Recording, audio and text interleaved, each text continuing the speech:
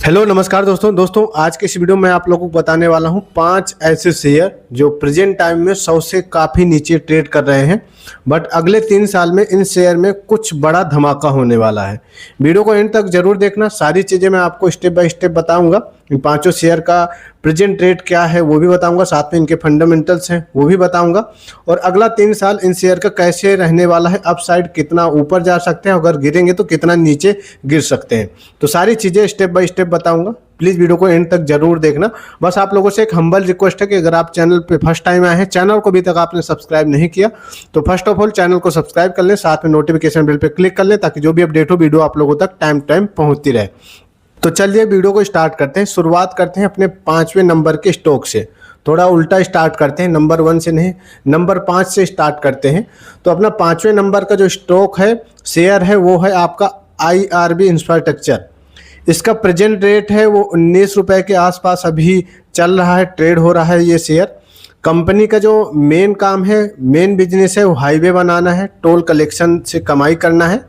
Latest quarter में revenue करीब 2137 करोड़ रहा, जबकि प्रॉफिट करीब 306 करोड़ रहा। सबसे इंटरेस्टिंग बात है कि प्रॉफिट में करीब 51% का सालाना बढ़ोतरी देखने को मिली है। अब सवाल अगले 3 साल में है कि पैसा क्यों बन सकता है, इसका क्या रीज़न है।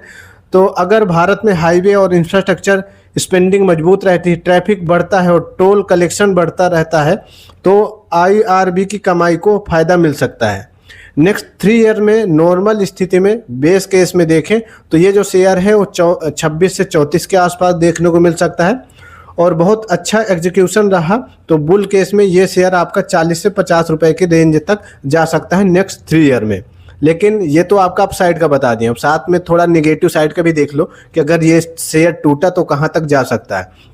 तो देखो, इंफ्रास्ट्रक्चर बिजनेस में डेप्थ, इंटरेस्ट रेट, कॉस्ट और प्रोजेक्ट डिले बड़ी समस्या बन सकते हैं। रोस्ट केस में सिनेरियो में ये शेयर आपका 12 से 15 रुपए तक भी दबाव में आ सकता है।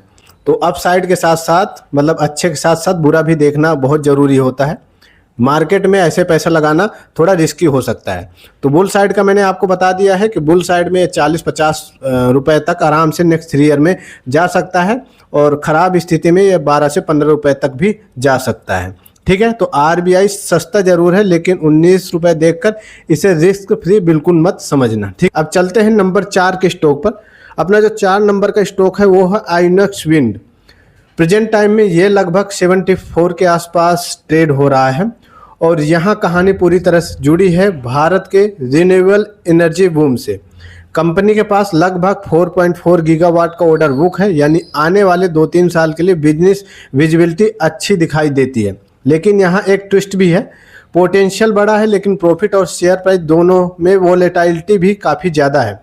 अगर विंड एनर्जी सेक्टर तेज़ी से बढ़ा और कंपनी ऑर्डर समय पर एग्जीक्यूट करती रही तो अगले 3 साल में ये शेयर नॉर्मल बेस पे ये 100 से 125 का सिनेरियो देखने को मिल सकता है, यानी 100 से 125 रुपये ऊपर जा सकता है। और स्ट्रॉन्ग बुल केस में ये शेयर आपका 140 से 170 तक भी जा सकता है। लेकिन एग्जीक्यूशन खराब हुआ, ऑर्डर डिले हुआ और रिन्यूएबल स्टॉक की वैल्यूएशन गिरी तो ये शेयर आपका नीचे गिर करके 45 से 55 भी आ सकता है। तो इसलिए आइनॉक्स विंड में मैं कहूँगा हाई रिस्क हाई पोटेंशियल। ठीक है, अब बात करते हैं अपने नंबर 3 स्टॉक के बारे में। काफ़ी चर्चित स्टॉक है सुज़लोन एनर्जी। ठीक है, सुज़लोन एनर्जी रिटेल इन्वेस्टर शायद इस लिस्ट में सबसे ज़्यादा जानते होंगे। सुज़लोन एनर्जी प्रेजेंट टाइम में ये जो शेयर है वो 47 से 48 रुपए के बीच ट्रेड हो रहा है। एक समय सुज़लोन भारी डेप्थ और फाइनेंशियल प्रॉब्लम से जूझ रही थी, लेकिन आज कहानी काफ़ी बदल चुकी है।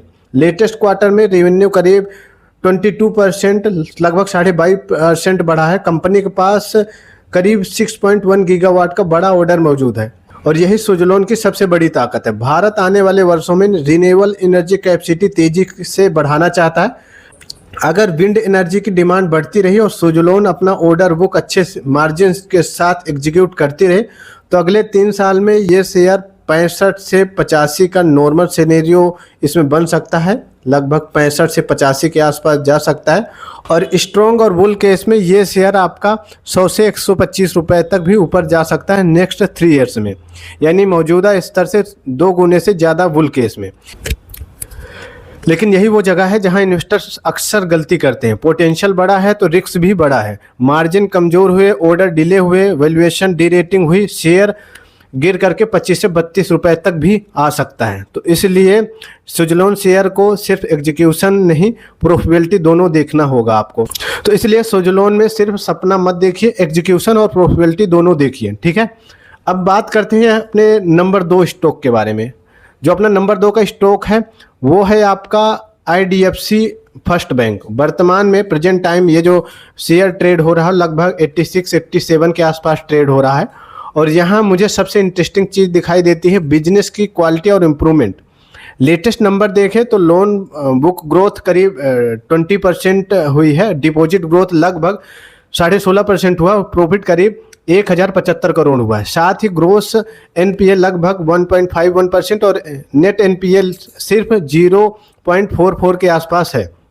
यानी बैंक ग्रोथ भी कर रहा है और एसेट क्वालिटी भी कंट्रोल में दिखाई दे रही है। अगर अगले 3 साल में लोन ग्रोथ मजबूत रही, NPA कंट्रोल में रहा और प्रॉफिटेबिलिटी इंप्रूव हुई तो नॉर्मल सिनेरियो में शेयर 110 से 135 तक जा सकता है। स्ट्रॉन्ग बुल केस में ये शेयर 150-175 का भी भाव दिखा सकता है नेक्स्ट 3 ईयर्स में। लेकिन बैंकिंग सेक्टर्स में एक चीज़ हमेशा याद रखिए, लोन देना आसान है लेकिन लोन वापस आना यानी लोन का पैसा वापस लेना वो सबसे इंटरेस्टिंग चीज़ होती है। खैर, क्रेडिट साइकिल खराब हुआ है, NPA बढ़े और मार्जिन कम हुए तो शेयर 60-70 रुपए डाउन भी गिर भी सकता है। तो इसलिए IDFC फर्स्ट बैंक मुझे growth plus relatable better quality की कहानी लगता है। अब बात करते हैं अपने नंबर 1 स्टॉक के बारे में, यानी इन 5 में से सबसे बढ़िया या नंबर 1 जो स्टॉक मुझे लगता है वो है आपका Ujjivan small finance bank.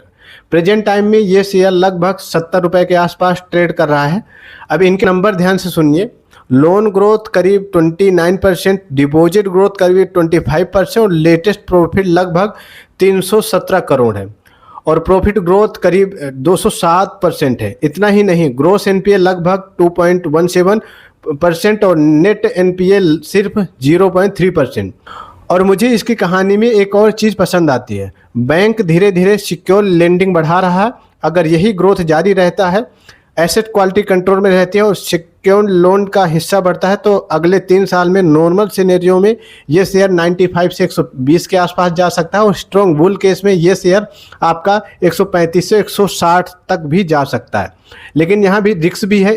Small finance bank का माइक्रो फाइनेंस एक्सपोजर ज़्यादा हो सकता है।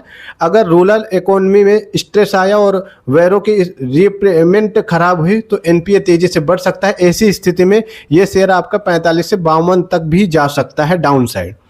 तो फिलहाल इन 5 में से growth plus asset quality, valuation और कॉम्बिनेशन की वजह से उज्जीवन मुझे फंडामेंटली काफ़ी इंटरेस्टिंग दिखाई दे रहा है। अब आप लोगों की इस पे क्या राय है, आप लोग कमेंट बॉक्स में बताओ। साथ में ये भी बताओ कि इन 5 में से आपका फेवरेट या आपके हिसाब से कौन सा बेस्ट स्टॉक है, ठीक है। ओवर रिव्यू देख लेते हैं, 3 साल में कितना रिटर्न बन सकता है और कौन सा शेयर नॉर्मल और बुल केस में कितना जा सकता है। तो सुजलोन प्रेजेंट टाइम 47-48 के आसपास चल रहा है, नॉर्मल केस में 65-85 तक जा सकता है, बुल केस में 125 तक जा सकता है। IRB अभी लगभग 19 के आसपास ट्रेड हो रहा है, नॉर्मल केस में 26 से 34 तक जा सकता है, बुल केस में 40 से 50 तक जा सकता है। उज्जीवन आपका 70 के आसपास ट्रेड हो रहा है, नॉर्मल केस में 95 से 120 के आसपास जा सकता है, बुल केस में 135 से 160 तक जा सकता है। आयोनेक्स विंड 74 के आसपास ट्रेड हो रहा है, नॉर्मल केस में 125 के आसपास जा सकता है, बुल केस में 140 के आसपास जा सकता है। IDFC फर्स्ट जो आपका 86 के आसपास ट्रेड हो रहा है, नॉर्मल केस में 110 से 135 के आसपास जा सकता है, बुल केस में 150 से 175 के आसपास जा सकता है। याद रहे ये सिर्फ एक्सपेक्टेड रेट है, टेक्निकल बेस पे मैं आपको बता रहे हैं, ये कोई गारंटी टारगेट नहीं है कि इतना टच भी हो जाए। अगर कंपनी के फंडामेंटल्स अच्छे हुए, रिजल्ट्स अच्छे हुए, ग्रोथ अच्छी हुई और प्रॉफिट अच्छा हुआ तो ये शेयर इससे भी ज़्यादा ऊपर जा सकते हैं। अगर उसके फंडामेंटल्स खराब हुए तो कंपनी के जो शेयर्स हैं इससे कम भी जा सकते हैं। ओवरऑल मेरे हिसाब से अगर समझोगे तो मेरे हिसाब से उज्जीवन मैं नंबर 1 पे रखूँगा, उसके बाद नंबर 2 पे IDFC फर्स्ट बैंक रखूँगा, नंबर 3 पे सुजलोन को रखूँगा और चौथे पे आयोनेक्स विंड और 5वें पे IRB इंफ्रास्ट्रक्चर शेयर को रखूँगा। बाकी इस पर आपकी क्या राय है आप लोग कमेंट बॉक्स में बताओ, और बाकी इनमें से किसी शेयर पर डिटेल वीडियो चाहिए तो वो भी आप लोग कमेंट बॉक्स में बताओ। चलिए फिर मिलते हैं एक नए वीडियो के साथ, तब तक के लिए टेक केयर, बाय बाय, जय हिंद।